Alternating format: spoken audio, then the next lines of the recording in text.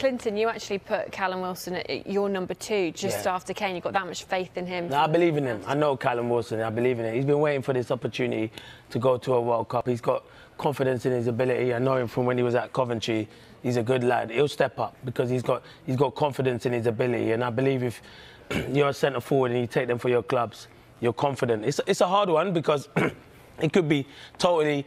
You could ask the manager could ask who's in that frame of mind to take it, and you don't know who's on the pitch. And I've gone for Rashford and Saka, the two boys that missed it before. Because let me tell you something. They'll be so confident to go and take it. The way Rashford's playing at the moment, the way Saka's playing, they'll be the 2 young boys who will be confident enough to go and grab that ball and put it in the back of the net, and it'll be a different story because I believe in both of them that they will score. Rashford's in the Euros perfect. I mean, he gave the keeper the eye, keeper diving in that open goal, and he still put it wide. He'd never do that twice. He won't do that. And I just believe the form that them 2 are in, they'll definitely score.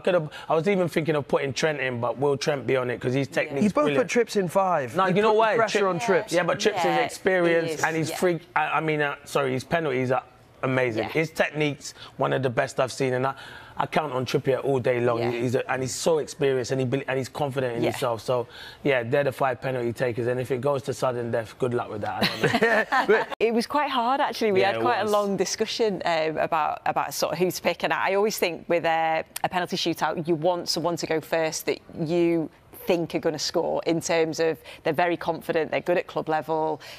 Your leader, your captain, so Harry Kane is my number 1. So I've gone for him. Missed one though, didn't he, in the last? But he knocked in the rebound, but he ain't no rebounds in the shootout. But there you go, and he scores most of them. Yeah, he does. He does. You've gone at Harry Maguire second as well. I mean, it's a lot of pressure on a player who faced a lot of criticism coming into the tournament. He's made everyone eat a bit of humble pie. Class at pens, he is. He is very good at penalties, and obviously, like he took the penalty in the Euro final. That was top quality player in terms of penalties. And I just think he's proved everybody wrong.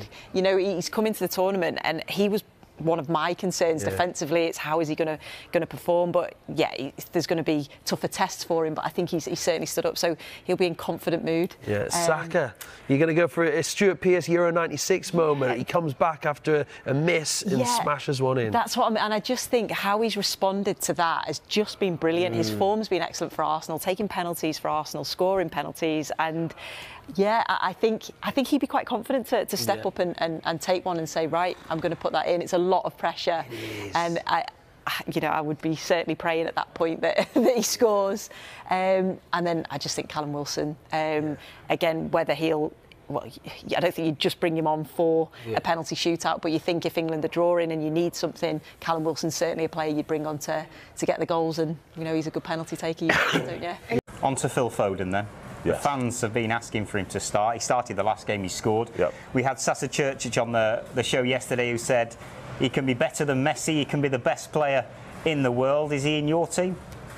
Yes, but I'm biased, so I think that's the way it works. But I see the merits of playing Sterling, I see the merits of playing Jack Grealish, I see the merits of playing Marcus Rashford, I see the merits of playing Mason Mount, so they have a lot of options up there. And as a consequence, there's always going to be a big name and a big disappointment that's on the bench. But Phil Foden, for me, is one of the best talents in world football. I think finding the right spot for him in this England team would be key. What is the right spot? I don't know, because he can do everything. That's the issue. He could literally play on the right, could play on the left, he could play in the 10. I've even seen for Man City play in the false 9 and be one of the best players at doing that. So I don't know exactly where that is, but when I see his name on a team sheet, whether it's from a City persuasion or an England persuasion, you get the feeling that there's going to be a good chance of you scoring goals and having a big impact in the game because he is so talented. It's grown. Because of the expectation leading up to the World Cup was so low, if you take the squad player for player, it was probably, and I say this in the nicest possible way, and it probably makes me look silly now because we've made it through the group stages, we've broken records of winning 2 games in a row, 2 clean sheets.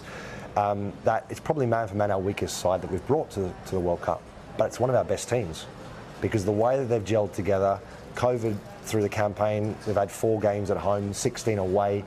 It's united this side like no other, and the manager, Graham Arnold, I have to say, has done an unbelievable job with this side. So it's brought the whole country together, and I expect a lot more people out now for this game against Argentina. The game is already massive in Australia, certainly from a participation level and also the support in the Premier League. And I think now with the Socceroos doing an incredible job here, I think people are going to come out in their tens of thousands. Impressed by the USA. I think the only sort of poor period they had was in the second 45 minutes against Wales. But I've yet to see the sort of coach's manual about dealing with the kitchen sink being thrown at you. You know, ultimately, that's almost like a gut check. But they've got some really good players on their side. They play with a lot of energy. And there's real quality as well. I think some people believe that the team's just made up of MLS players, but you're looking at people like Weston McKennie, who's playing week in, week out for Juventus. You're seeing people playing like Moose, who's playing for Valencia. I think they are a really good side, and we also disregard the players who are playing week in, week out in the Premier League for them. So I think they are a very, very dangerous side, and I think for the Netherlands side, they've looked a bit laborious at times. They've not really looked anywhere near their best, and it feels like something's missing, especially in attack. So I think if the game today can be high tempo, I think it suits the USA more than it suits the Netherlands. And I believe, and I hope I'm right, because if I'm wrong, I might not get invited back.